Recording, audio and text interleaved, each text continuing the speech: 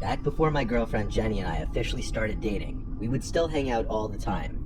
We both snowboard, and her family has a little cabin-type house in Vermont not far from Stowe Mountain Resort. This was around our maybe 10th time hanging out.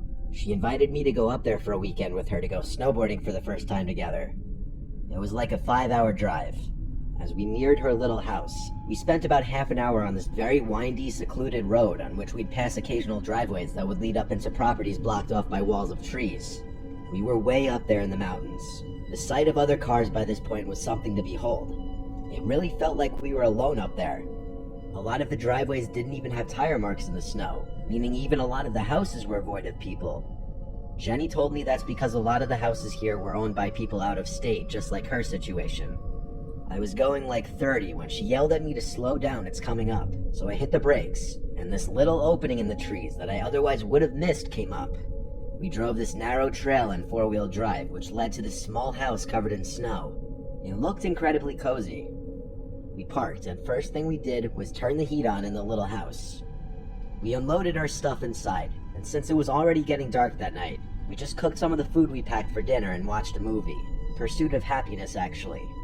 So the house had just about everything, heat, electricity, except running water. Her family had jugs and jugs of water for important things like washing hands and plates and stuff. But there was no working toilet, so she told me we had to use the outhouse outside. I only had to go pee that night, so I just went out to the front deck and peed into the snow. It was also snowing out that night. We fell asleep at some point during the second movie we watched, and we woke up pretty early to our phone alarms. We wanted the freshies on the mountain. We started getting ready to drive up to the ski resort. After breakfast, I had to go out to the outhouse, though. I ran out to the outhouse in my shoes, and my feet started to freeze.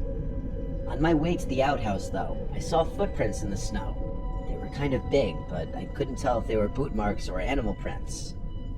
I followed the trail, and it actually wrapped around the house and then went into the woods. I called Jenny outside, and she came to look and said it was probably a black bear since they're everywhere up here. So I went, did my business, and we set off to the ski resort, where we had a good 8-hour run. Afterwards, we stopped at a diner to eat, and then went back to the house. By this point, it was pitch black outside and snowing again. We set up a fire and got the heat on full blast and started blasting some music. We started to drink, and eventually I had to break the seal and pee. But also, if I was throwing my boots on anyway, I figured I'd do all my business in the outhouse. I ran out into the snowstorm and to the outhouse once more. This time I slammed the door shut to prevent snow and cold air blowing in my face. I heard the blasting music from inside the house still, but then over that, I heard the crunching sound of footsteps in the snow, passing the outhouse. "Jenny?" I yelled.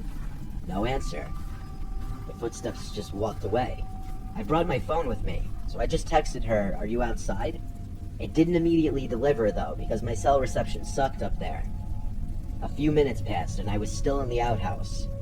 I was just about to finish when the blasting music suddenly stopped. It was just pure silence, minus the sound of snowflakes hitting the ground outside. As soon as I stepped out of the outhouse, I realized it was pitch black out here now. The lights from the house were off. I figured maybe the power went out.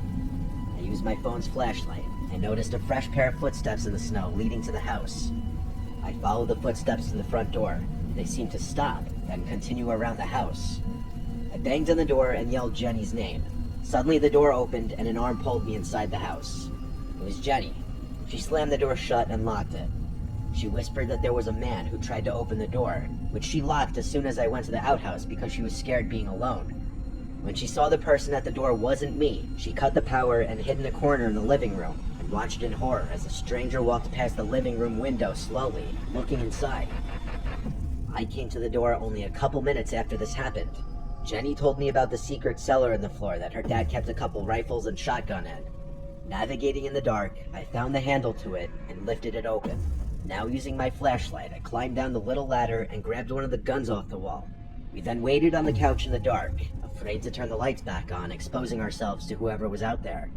The closest neighbors were not a short walk. Jenny said it wouldn't have been any of them, and odds are they weren't even in Vermont right now. Once again, the only sound was the sound of snowflakes hitting the ground outside, until the sickening sound of footsteps in the snow outside returned. I took the loaded gun and marched to the front door, opened it, and shot like 3 rounds into the air, screaming. The footstep sounds were gone.